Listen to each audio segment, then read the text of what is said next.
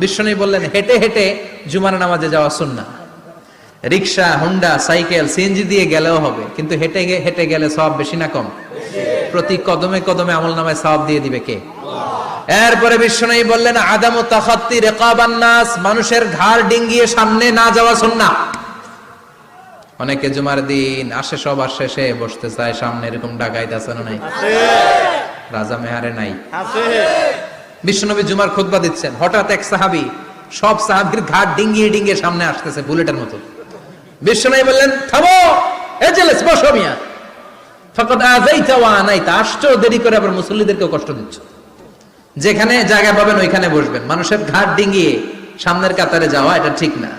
এজন্য জুমার দিন আগে আগে আসার চেষ্টা করবেন। রাজি আছেন তো?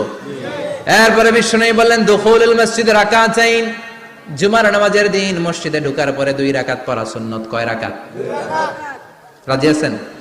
কবলাল জুমা বাদাল জুমা। অনেকে প্রশ্ন করে বাদাল জুমা 4 রাকাত, মসজিদে পড়লে 4, ঘরে পড়লে 2, কিন্তু কবলাল জুমা সুনির্ধারিত নয়, অনির্ধারিত। মা কদ খুদ্দিরা লাক, যত আপনার তৌফিকে কুলায় 2 রাকাত করে করে 2, 4, 6 ইমাম সাহেব খুতবা দেওয়ার আগ পর্যন্ত। আপনি যদি আধা ঘন্টা আগে যান আপনি 10 রাকাত পড়তে পারবেন। চিল্লায় বলেন ঠিক কিনা?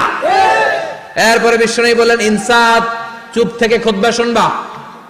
জুমার খুতবার সময় কথা বলা যাবে নাকি? কথা কন। বিশ্বনবী বললেন তোমার সামনে কেউ কথা বলতেছে, তুমি যদি বলো চুপ করো, এটাও তুমি খারাপ কাজ করছো। চুপ করো তোমার কইতে কইছে কি? চুপ করো বলে তুমি আরেকটা বেজাল লাগাইছো। চিল্লায় বলেন ঠিক কিনা? তাহলে জুমার নামাজে কথা বলা যাবে না, কেউ কথা বললে চুপ করো এই কথাটাও বলতে বিশ্বনবী নিষেধ করেছেন। চিল্লায় বলেন ঠিক কিনা? এরপরে মজার একটা কথা বিশ্বনবী বলেছেন, জুমার নামাজ পড়তে যেয়ে যদি কারো ঘুম আসে জায়গা চেঞ্জ করে বসো। জুমার নামাজ পড়তে যেয়ে ঘুমান না, এরকম কে কে আছেন আল্লাহর ওলি? হাত তোলেন।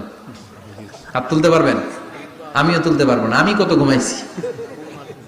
জুমার খুতবা শুনতে গেলে ঘুমাস, কারণ রহমত নাজিল করে কে? আল্লাহ। পুরো মসজিদের ডানে বায়ে রহমতে ঠাসা, খালি ঘুম আর ঘুম। আছে না নাই? আছে।